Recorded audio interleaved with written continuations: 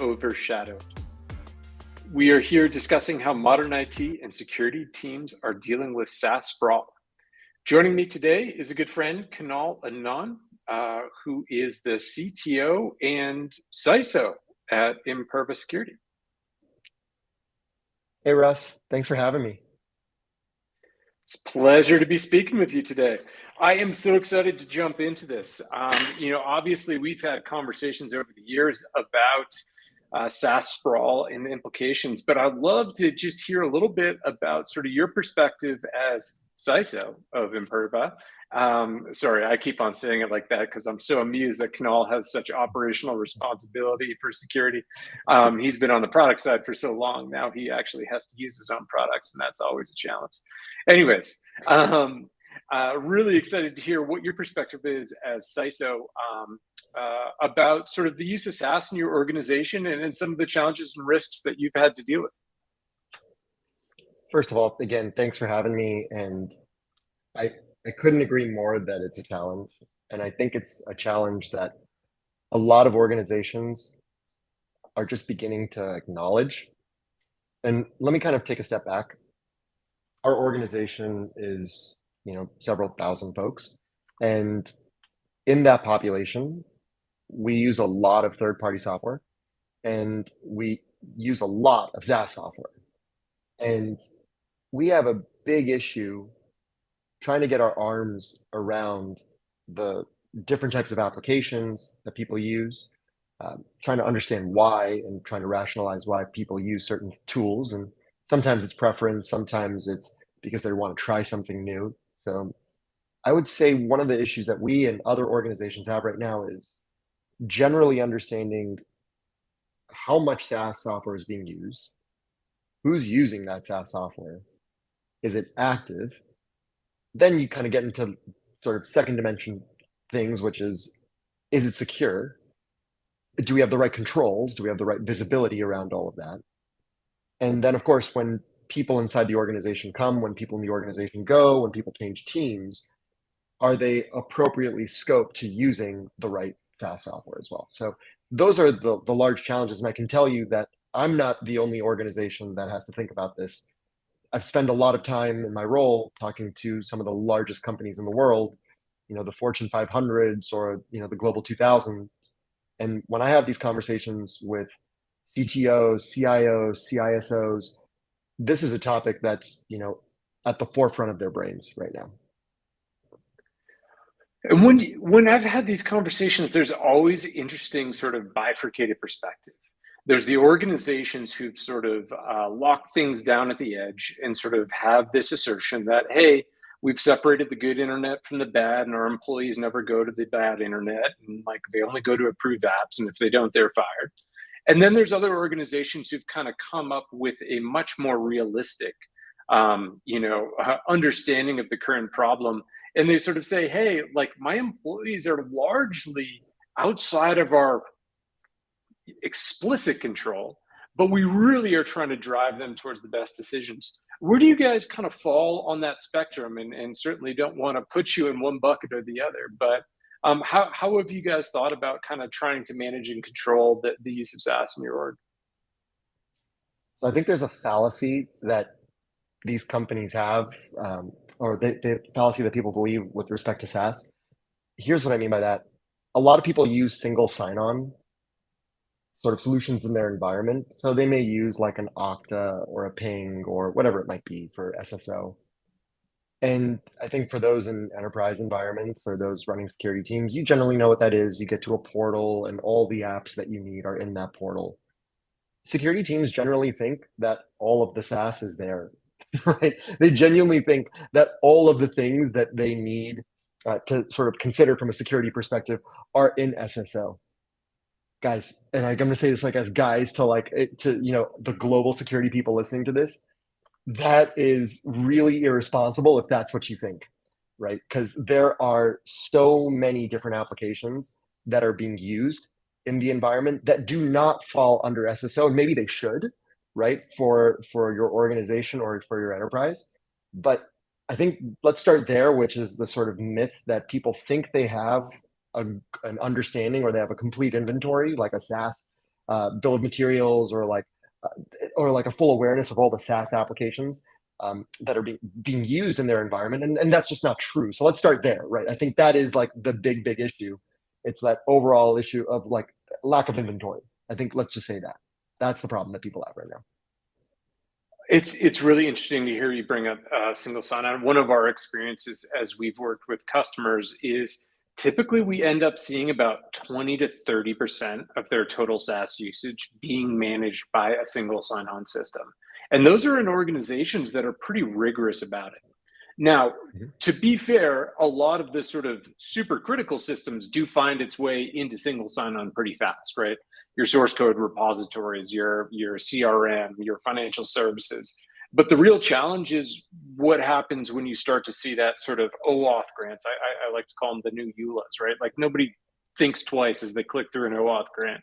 And like that just enters these sort of back channels into this data sets within these SaaS applications that is still sort of, it's ostensibly protected by single sign-on, but now I have another service which is out there, which is hooked off of that, which is hooked off of that, which is hooked off of that. And that's where the real challenge starts to come into rise when you don't have that inventory and insight. Yeah, so many ways to take that, so many places to go. Number one, the lack of, I mean, I think it's safe to sort of connect these two things, but the lack of understanding your SaaS ecosystem, if you're an enterprise, probably means that you don't have a good understanding of the flows of data that your organization has in its current state or an environment. What I mean by that is you don't necessarily know where data is going. You don't know what SaaS solutions have in terms of the data that your organization is creating, whether it's specific teams, et cetera. I think there are just so many issues that a lot of companies have with finding out that they even have these things. And I'll give you an example. I was talking to a peer in a financial services company, and they found out that their organization was using a different cloud services provider because of a PO, like an invoice that was sent that someone in accounts payable had to address. And like that's the moment when they realized that there was shadow IT or shadow SaaS in their environment, right? And it's really weird that it's come to that point, but it also kind of makes sense because if you think about the last few years, people working from home, digital transformation, modernization, workforce is fundamentally changed. Where we understand as consumers, that we can sign up for apps, we can sign up for services. People are bringing those behaviors to the enterprise, and so people are trying new software, they're trying new things. But to your point, they don't even recognize that when they're in an environment or they work for a company and they sign up for a service and they begin to try out that service and try to put new data into that platform. Maybe it's a CRM tool, maybe it's a marketing tool, maybe it's something related to finance or FinOps as an example. You're creating a lot of data, you're creating a lot of wealth in that environment or inside that SaaS vendor's application. How do you know if that stuff should even be there, right? I mean, like people need a lot of help with this stuff. And it actually reminds me of something, and I think this is something that from like the nudge side would be really interesting, around like people leveraging all this generative AI right now. People leveraging these. This is the thing that is like so top of mind for people. People are leveraging SaaS AI solutions, and they don't necessarily know the data that's going into those SaaS solutions. They don't know the data that's being held in those SaaS solutions, and they have no idea who's accessing it from the other side. And it's crazy. It's crazy right now.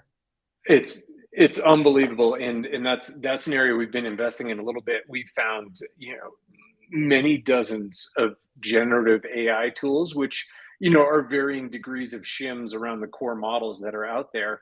But the reality is like every single one of those players along the line has access to the data that you upload, and people are uploading everything in there. Like hey, take a look at this sales report, help me figure out who I should contact next. Hey, take a look at this source code, figure out what's wrong, right? That's a hugely problematic area for people to start to drill down because it's very hard to track and challenge. And I love what you brought up there. There's kind of, that obviously that work from home mentality comes into play. You brought up those sort of expense reports of, somebody finding a cloud provider due to a PO. But these are all places where I sort of look at that and I'm like, are we really at the point of like digging through expense reports just to figure out what our employees are doing? Are we really just like, waiting for that next hit on the network log to know that you signed into a GitHub account you created months ago? Like these are really sort of passive mechanisms for it, which is why, obviously, at Nudge, we take a very different approach, but it just kind of exemplifies the challenges and the problems that people are facing because we're just trying to play catch up. Nobody's at a place where they're effectively being proactive about this. And that's where I see the biggest opportunity right now. And I think many CIOs and CISOs would agree with you. If you go and you approach them, and I think the one thing that I've always appreciated in our conversations is you're not here, from the nudge perspective to be like, aha, see, I showed you, you have this thing happening. No, you're actually there to help people understand, okay, these are genuine applications that are being used. There's obviously third-party risk associated with this. Maybe you should go and take a look at this, right? It's so important that organizations pay attention to this. And by the way, it's in everyone's risk register.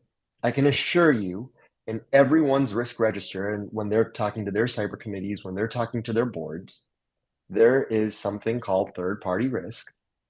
This is the topic that what we're talking about today, the sprawl of SaaS and the security issues, there's FinOps issues, there's lots of issues associated with it.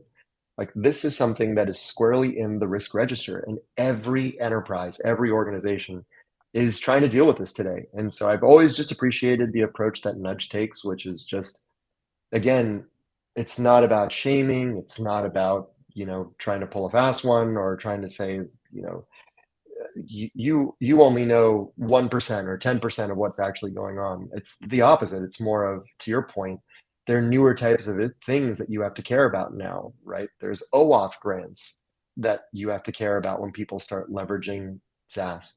There are different types of issues related to data risk and data posture that you need to consider. And so it's less about, shaming, and it's more about really getting your arms around what exactly is going on.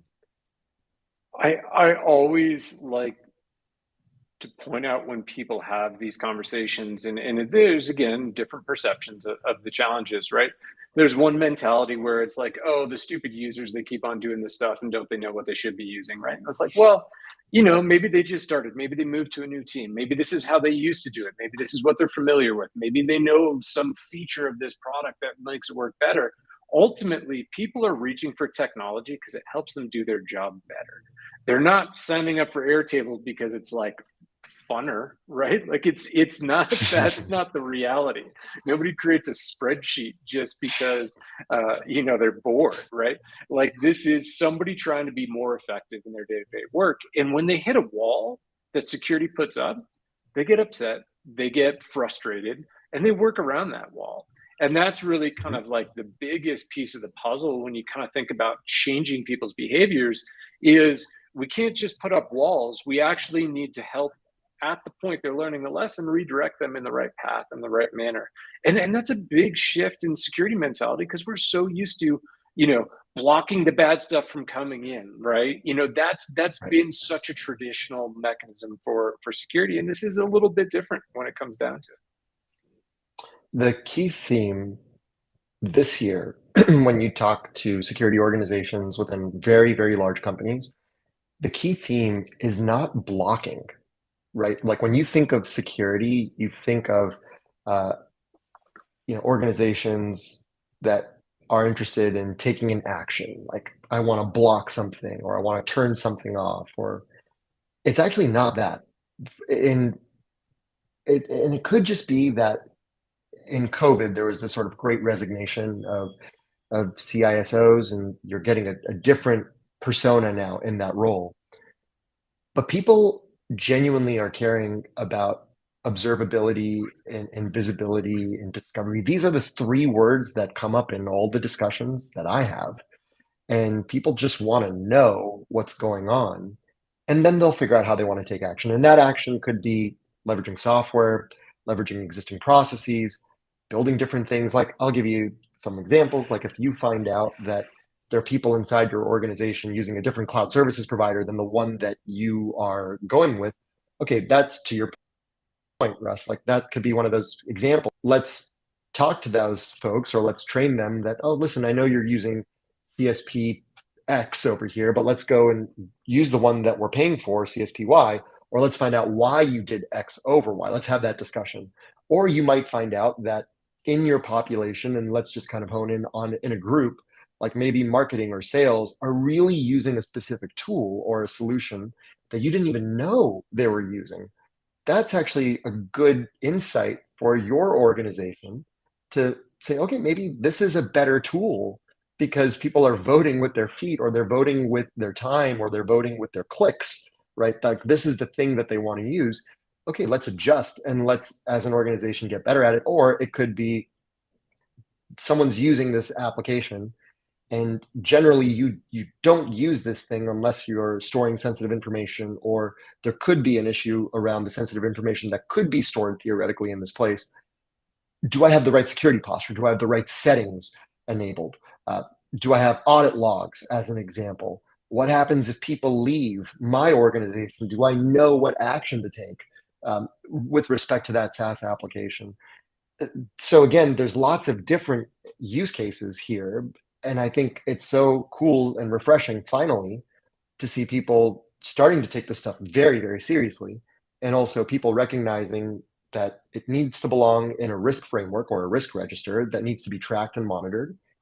And these use cases transcend basic security like blocking to things like discovery, visibility, observability, and you can leverage it across multiple teams in an organization. It's so funny because we keep on saying SaaS, but like as I hear you discuss this, the reality is this is technology these days. This is not some sort of subset of our technology. Frankly, it's kind of the majority of what we're using to run our business, and it's incredibly complicated. And since we've sort of treated it as something that was emerging or new or like that might have worked 10 years ago, but it's not going to work anymore because now we need to catch up with the times and start to deal with this with the Right. reality it is, which is this is just technology. And right now, our governance model handles about 30% of our technology, the stuff that's in single sign on. We got to start dealing with the rest of it in the same way. Well, I feel like I could talk with you for hours, Kunal, and I have, and I probably will again. But today we're going to keep it just around 15 minutes. And so I really appreciate your time and thank you for joining us. And hope to see you again soon. Thanks, Russ. And I'm loving what you all are doing. And I'm so excited to watch your adventure and Nudge's story unfold. So really looking forward to it and Thanks a lot. rooting you and the team on. Awesome. Thank you so much.